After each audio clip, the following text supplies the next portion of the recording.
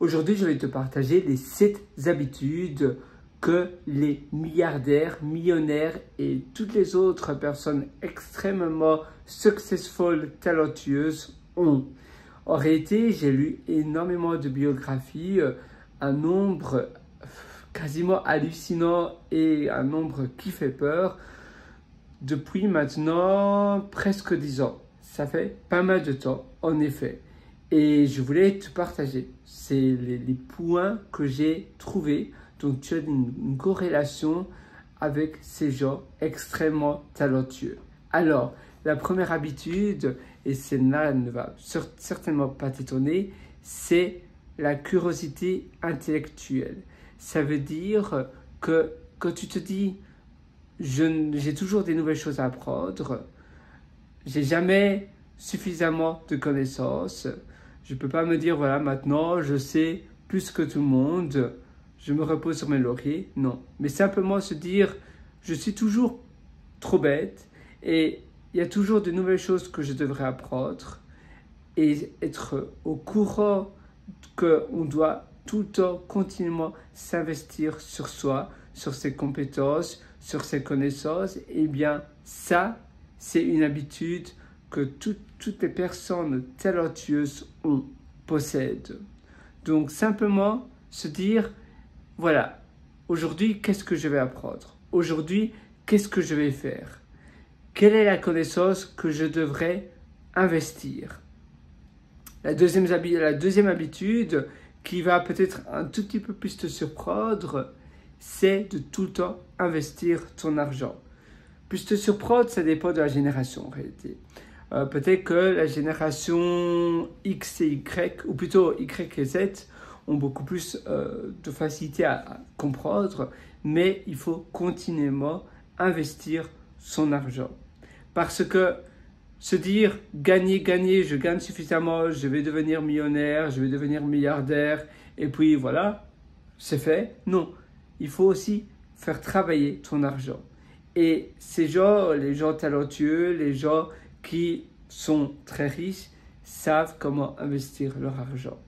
Évidemment, dans des ETF, dans le marché des stocks, donc le stock market, ça veut dire que tu vas investir dans la bourse, mais également être comme je te disais, ça rejoint le point numéro 1, être tout le temps curieux et tout le temps être en alerte des nouvelles opportunités, investir également de la crypto-monnaie, mais aussi dans des choses beaucoup plus stables comme l'immobilier et les terres. En effet, les terres d'ailleurs, tous les nobles peut-être d'il y a 100 ans, même 80 ans, et ça remonte il y a très très longtemps, avaient énormément de terres.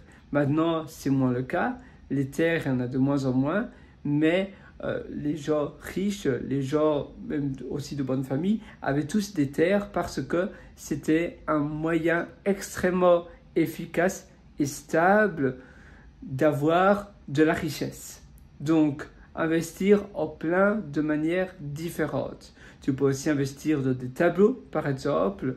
Tu peux investir dans des choses qui sont assez différentes de la bourse, mais c'est vrai que la bourse ou les ETF, les moyens comme ça financiers via Internet, c'est très simple pour investir, mais tu peux aussi acheter de l'or et mettre un coffre-fort chez toi, par exemple. Ou bien, évidemment, investir de l'or par le biais de ETF, par le biais tu sais, tu as le service des banques, surtout des néobanques. Donc tu as évidemment les deux plus connus en Europe, c'est N26 et Revolut, mais tu as quasiment maintenant toutes les banques traditionnelles aussi, t'offrent un moyen d'investir très facilement dans des choses qui sont digitales, que tu ne sais pas toucher, que tu ne vas pas mettre dans ton coffre-fort, mais sur le long terme, ça va rapporter. Et ça, déjà, pour commencer. Voilà, donc ça, on est au 3e ici. Le 4e, la 4e chose, pardon, on en avait parlé, oui, la 3e, 4 là, je me perds un peu.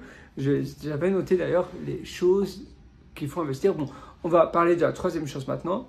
On va se dire qu'on est au 3e.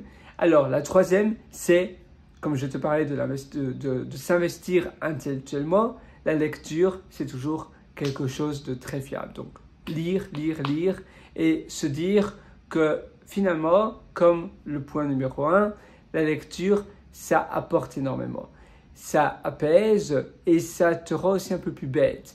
Et quand on se dit, mais en réalité, il y a plein de choses que je ne sais pas, et c'est vrai qu'au plus tu apprends de nouvelles choses, au plus tu sais ce que tu ne sais pas, rien que ça fait un switch de mindset.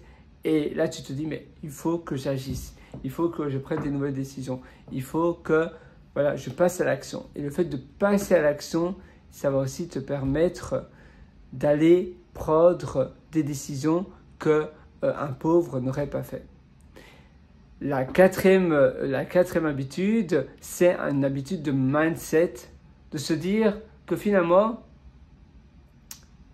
tout est de notre faute. C'est-à-dire qu'au lieu de tout le temps remettre la faute sur les autres, toi non, tu remets la faute sur toi. Et très souvent, les gens extrêmement talentueux font cela.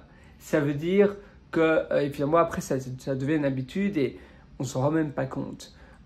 Au lieu de dire, ah voilà, je suis pauvre parce que c'est de la faute du pays. Non, toi, qu'est-ce que tu peux faire? Tu as la réponse finalement. Au lieu de remettre la faute sur les autres et donc de ne pas changer, tu vas remettre la faute sur toi et tu vas voir comment toi, tu peux changer dans ton quotidien. En déménageant, en changeant d'habitude, j'étais en retard à ce rendez-vous-là, eh bien, qu'est-ce que je peux mettre en place pour ne plus être en retard? Parce qu'en mettant la faute sur les autres, c'est le meilleur moyen de ne pas changer et de rester la même personne. Donc, de tout le temps t'améliorer, de tout le temps voir quelles sont les choses que tu peux faire pour t'améliorer, s'améliorer continuellement. La cinquième habitude, c'est le networking. En effet, le networking, être tout le temps à la guette de nouvelles opportunités par rapport à ton entourage, par rapport aux autres. Donc, agrandir ton réseau, eh bien, le réseau est ultra puissant. Ça peut être par le biais de réseaux sociaux, mais aussi, et c'est très certainement le plus solide, c'est de rencontrer des personnes en vrai, parce que c'est là où tu vas nouer de vraies connexions durables dans le temps. Au début, quand on ne connaît personne, c'est un peu difficile, mais après, quand tu vas dans des événements, les meet-up, c'est assez basse qualité. C'est vrai, il y a beaucoup de gens qui parlent de meet-up, mais moi, je suis un peu pour et contre. Dans des espaces de coworking, parfois, c'est l'entreprise pour laquelle tu travailles qui propose des événements comme ça. N'hésite pas à aussi peut-être interviewer des collègues qui sont plus hauts que toi, de toujours apprendre de personnes qui en savent plus que toi. Parce que si tu es la personne la plus intelligente dans la pièce, eh bien, tu ne vas pas pouvoir apprendre beaucoup. Il faut justement être la personne la plus bête dans la pièce pour pouvoir apprendre beaucoup de choses. Donc, n'hésite pas à investir ton argent dans des conférences, mais attention, ne balance pas ton argent comme ça sans vraiment te rendre compte, parce que parfois, tu es la personne la plus intelligente et là, tu vas pas apprendre énormément. Évidemment, il y a des gens qui ont une learning curve qui est très, très rapide, c'est-à-dire qu'ils vont apprendre très rapidement. Il y a d'autres personnes qui ont une learning curve beaucoup plus lente et beaucoup plus élevée, c'est-à-dire qu'elles vont apprendre beaucoup plus lentement. Donc toi, si tu as le même niveau qu'une autre personne, mais cette personne-là va apprendre très rapidement, eh bien là, au moins, tu auras créé une connexion et maintenant, cette personne-là en sait davantage.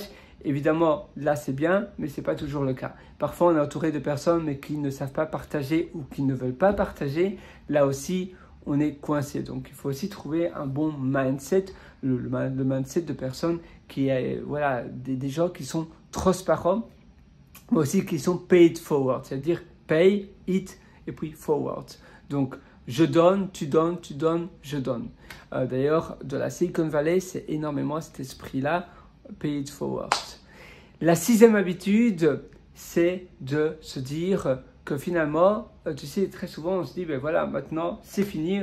D'ailleurs, ça rejoint l'habitude numéro 5, où je disais qu'il ne faut jamais remettre la faute sur les autres. Et bien ici, cette habitude-ci, c'est au lieu de se dire, voilà, maintenant, donc, j'ai fait quelque chose, c'est très bien, mais regarde, maintenant, il y a ceci qui est arrivé dans ma vie et c'est horrible.